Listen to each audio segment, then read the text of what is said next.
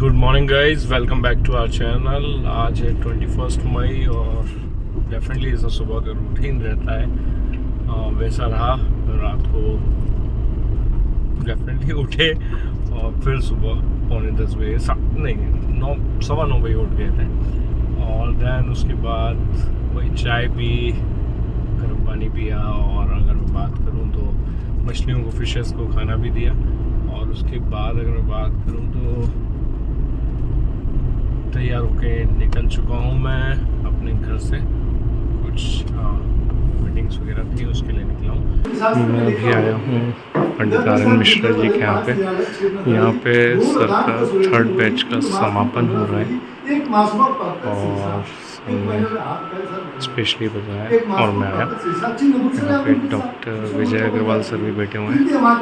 कर्मों के ऊपर बात चल रही है जैसा कि आप सुन रहे हैं। हमारी बहुत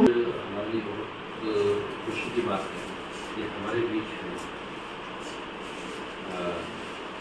डॉक्टर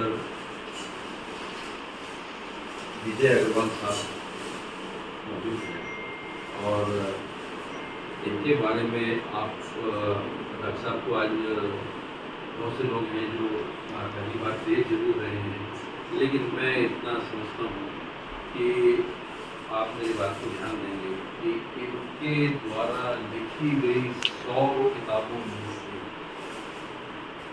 कोई ना कोई किताब आपने जरूर पढ़ी होगी या देखी होगी। बहुत सारी किताब आपकी फेमस हुई है, जैसे समय आपकी लिखी जो भी पर्सनालिटी डेवलपमेंट के लिए या मैनेजमेंट के लिए पढ़ रहे हैं, तो बहुत सारी ऐसी किताबें हैं। हनुमान के ऊपर भी सदा सफल हनुमान, सदा सफल हनुमान, सदा सफल, उसके अंदर जो सूत्र दिए गए हैं वो एक से एक बढ़िया सूत्र दिए गए हैं। तो आज हमारा सौभाग्य है कि डॉक्टर साहब हमारे बीच में हैं और डॉक्टर साहब का बैकग्राउंड में आपको बताऊँ कि आप IAS अधिकारी आप रहे हैं, लेकिन यूथ का मार्गदर्शन करने के लिए आपने अपनी सर्विस को कई साल पहले छोड़ दिया है और आपका ये IAS की कोचिंग का एक पूरा प्रोग्राम बना हुआ है और साल में 2 बार भी वो IAS की प्रिपरेशन के पहले जो तैयारी की जाती है उसके लिए भी ऑफलाइन कोर्सेज भी उनके होते हैं। तो आज ये बड़ी खुशी की बात है। और अभी डॉक्टर साहब एक किताब लिख रहे हैं जो कि पूरी हो गई है, वो गीता पर है, तो लगभग आने की स्थिति में है, 1-8 महीने के अंदर शायद वो आ जाएंगे। हम कुछ समय उनसे भी सुनेंगे। आज हमारे कार्यक्रम के हिसाब से एक आप लोगों का एक एक्सपीरियंस शेयर भी करना है, तो 2 मिनट जो कुछ भी आप इसमें कहना चाहेंगे। हमारे मुख्य अतिथि हेमचंद पांडे जी बैठे हुए हैं, डॉक्टर विजय अग्रवाल बैठे हुए हैं, चौधरी जी बैठे हुए हैं, डॉक्टर विजय अग्रवाल बैठे हैं, उनके सामने जो भी एक्सपेक्टेशन या और आगे के लिए कोई सजेशन या जो कुछ भी इसमें कहना चाहें वो आप लोग अपने खुद एक 2 मिनट कह सकते हैं। मेरा सवाल ये था, युवाओं में लगातार कुछ सालों से बहुत तेजी से साइकोलॉजी चेंज हो रही है। मुझे मेरा अनुभव रहा है कि युवा माता पिता के द्वारा ही बंधन में ही बांध दिए जाते थे, तो वो सारी गृहस्थ जीवन की तो चलने लगती थी। अब माता पिता के साथ वो बच्चे उतना उनके प्रति उतना आदर भाव नहीं रह गया, अपनी इच्छा ज़्यादा रखने लगी कि हम अपने हिसाब से जिएंगे। यहाँ तक कि लड़कियों तक में हो गया, जो लड़कियाँ पहले बिल्कुल दबी डरी जहाँ। मेरा नाम डॉक्टर ऋषि मिश्रा है और मैं पहले भी एक बैच अटेंड कर चुका हूँ, बेसिक वाला। अभी सर ने जब एडवांस चालू किया तो उसको भी अटेंड किया और मैं अभी भी छात्र हूँ और आगे भी छात्र ही रहूँगा। इसमें सीखना मेरा उद्देश्य है कि मैं ज़्यादा से ज़्यादा जान सकूँ और जो एज अ प्रोफेशनल डॉक्टर हूँ तो मैं इसको वहाँ इम्प्लीमेंट कर सकूँ और उनके लिए और सुविधाजनक बन सकूँ। आगे भी अगर इससे संबंधित तो सर कुछ और बताएंगे तो मैं पहला छात्र हूँगा, दोबारा फिर से ज्वाइन करूँगा और सीखूँगा। बस मेरा एक धन्यवाद।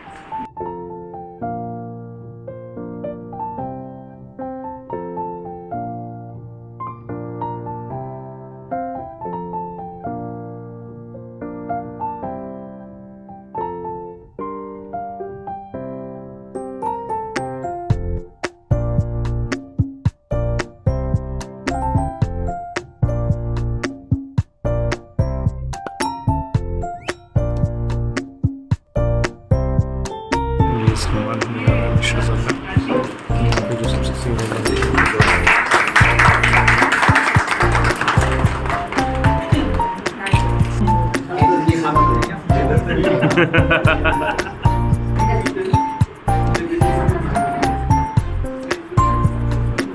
देखिए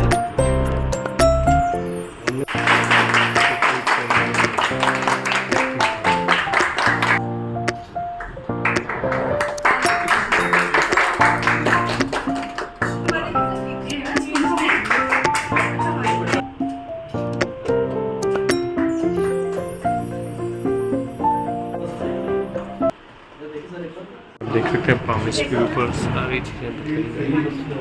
हाँ पानी पानी तो फर्स्ट बैच जिसमें हम लोग गए थे, सेकंड बैच की फ़ोटो है। ये सबका स्वल्पाहार यानी नाश्ता हो चुका है, कुछ लोग अभी भी कर रहे हैं। अभी सब लोगों का बढ़िया नाश्ता हो चुका है, नाश्ता फिर भी रखा हुआ है। अभी अमरस भी आया था तो अमरस मैंने पिया, चाय ना पीते हुए। बहुत ही बढ़िया कार्यक्रम हो चुका है। हम देख सकते हैं काफ़ी लोग आए हैं जो अलग अलग फील्ड के सफल लोग हैं और उनका पामिस्ट्री में इतना इंटरेस्ट है कि उन्होंने अपना टाइम निकाला, दैट्स टू मच इम्पोर्टेंट। और कई लोगों ने अपने बारे में बताया कि पामिस्ट्री क्यों। देखिए आज हम कोई भी काम करना, चाहे हम नौकरी में हों चाहे व्यापार में हों, हमारा काम है लोगों को समझना, लोगों को अंडरस्टैंड करना और लोगों की सलाह देना।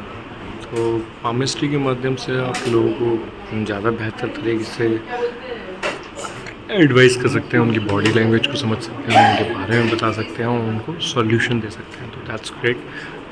मैं बहुत ही हैप्पी फील कर रहा हूँ कि डॉक्टर आर.एन. मिश्रा सर ने मुझे बुलाया कि यहाँ का मैं ब्लॉग बनाऊँ और लोगों तक पहुँचाऊँ।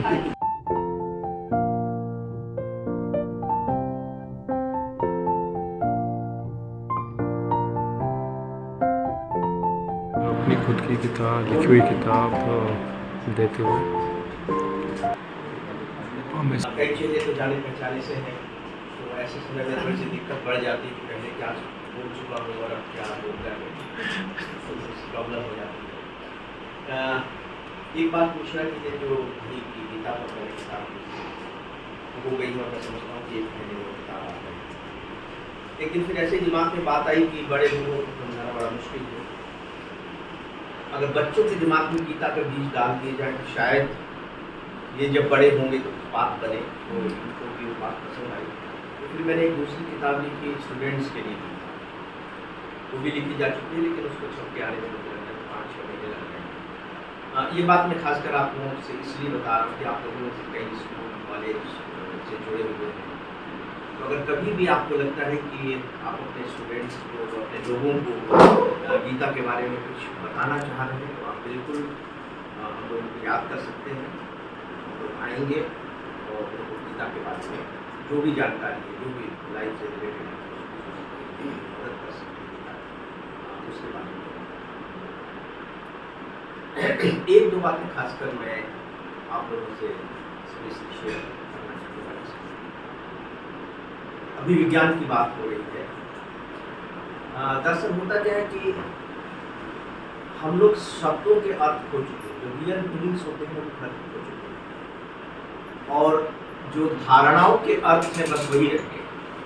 मतलब हमारे दिमाग में चीज़ों के कॉन्सेप्ट बनते हैं और उन कॉन्सेप्ट को ही हम एक तरीके से सच मान लेते हैं या शब्दों के अर्थ मान लेते हैं। जैसे शायद शुरू में प्रीति जी से प्रश्न किया गया कि कैरियर के बारे में बच्चे बड़े परेशान हैं।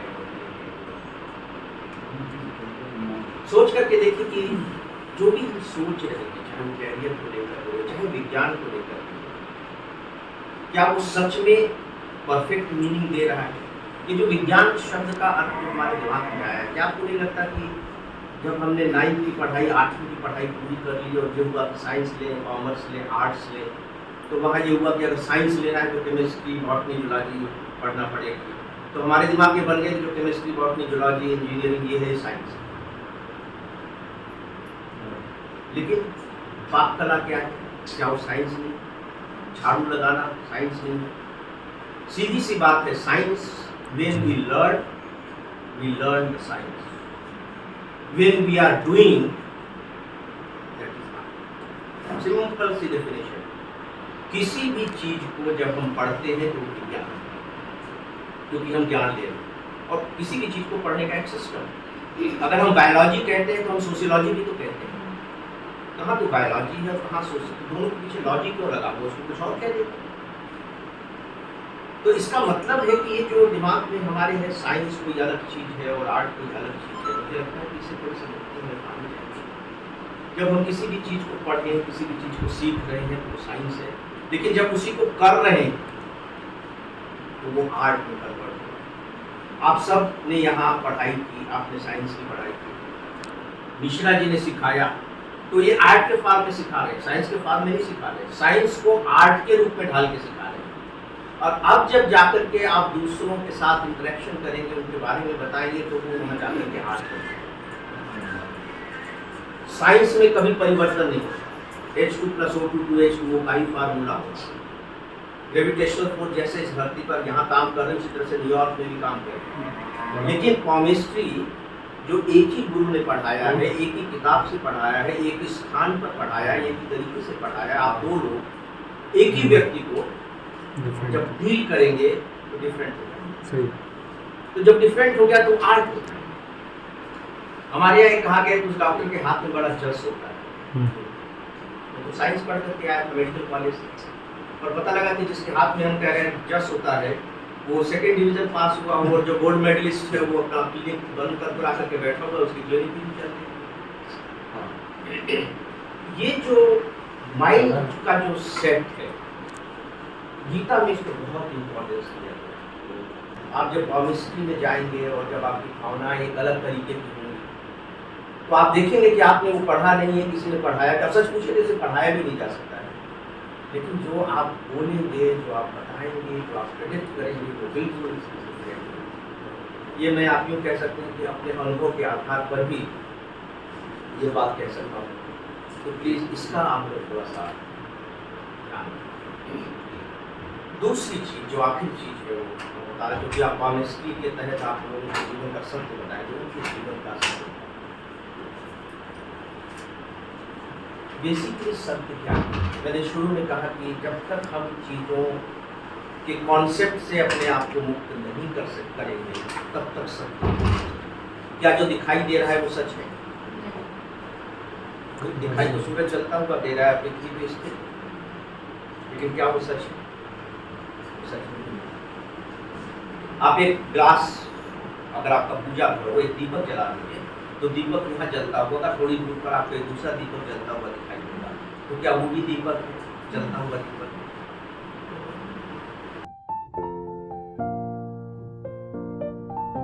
आज का दिन बहुत ही अच्छा रहा। सबसे बड़ी बात, थोड़ा बहुत काम किया, दैन मैं पहुंचा पंडित आर्यन मिश्रा जी के यहाँ पे, और वहाँ पर खूब सारे लोगों से मुलाकात हुई। अलग अलग फील्ड के डिफरेंट लोग। आज उनकी केमिस्ट्री की क्लास का 3rd बैच का समापन था, तो उसका एक प्रोग्राम था जिसमें सबके अपने अपने एक्सपीरियंस थे। वहाँ कुछ ऐसी हस्तियाँ भी आई थी जो काफ़ी फेमस है, जिसमें डॉक्टर विजय अग्रवाल सर, जिनकी काफ़ी किताबें लिखी जा चुकी हैं, एंड उनकी वाइफ भी आई थी, जो कि काउंसलर हैं और स्टूडेंट को काउंसलिंग करती हैं। और कई ऐसे ज्योतिष के लोग आए थे सीनियर, जो कहीं ना कहीं ज्योतिष के बारे में बहुत अनुभवी, और ज्योतिष को एक साइंस की तरह अगर मैं बात करूँ, बात की जा रही थी, तो बहुत ही अच्छा मिला। स्नैक्स भी खाए, केक कटिंग भी हुई, और काफ़ी अच्छा एक गेट टुगेदर हुआ, और बहुत इन्जॉय किया हमने। एंड देन बस अभी हाँ, वहाँ एक चीज़ और की, डॉक्टर विजय अग्रवाल सर का मैंने एक छोटा सा इंटरव्यू भी लिया, क्योंकि विजय अग्रवाल सर, अगर मैं बात करूँ, IAS से उन्होंने रिज़ाइन किया है और 110 से ज़्यादा किताबें लिख चुके हैं। राष्ट्रपति डॉक्टर शंकर दयाल शर्मा के साथ 10 साल राष्ट्रपति भवन में उनके, अगर मैं बात करूँ, उनके सेक्रेटरी बन के रहे हैं। तो अनडाउटली बहुत कुछ सीखने को मिला उनसे, बहुत कुछ चीज़ें उनके बारे में जानने को मिला। और अगर आप मेरा वीडियो देखेंगे तो डेफिनेटली आपको भी बहुत सारी चीज़ें सीखने को मिलेगी। तो चलिए अब चलते हैं घर, एक आध दो छोटी छोटी चीज़ें लेते हुए जाना है, और मौसम बड़ा ही सुहाना और खूबसूरत हो रहा है। चलिए फिर मिलते हैं आगे। Thank you so much. आज का दिन बहुत ही अच्छा रहा, बहुत ही खूबसूरत रहा। तो अगर आपको हमारा ब्लॉग पसंद आ रहा हो तो लाइक कीजिएगा, शेयर कीजिएगा, सब्सक्राइब कीजिएगा। Thank you so much, good night, bye bye.